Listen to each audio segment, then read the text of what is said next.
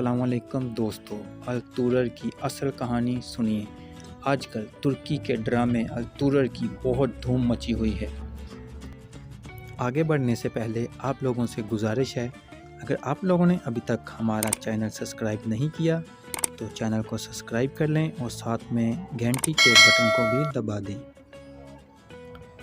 दोस्तों, ये सीरियल 2014 में शुरू हुई और इसने देखते ही देखते तुर्की समेत पूरी दुनिया में धूम मचा दी।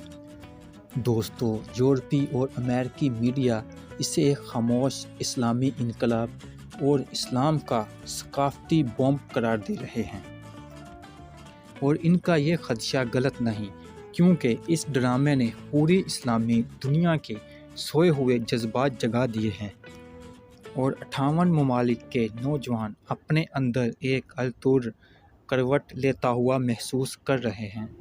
दोस्तों, मैंने खुद भी जज्बात में बहकर अल-तुर्र देखना शुरू कर दिया और फिर मैं भी इससे मुंसलिक होता चला गया।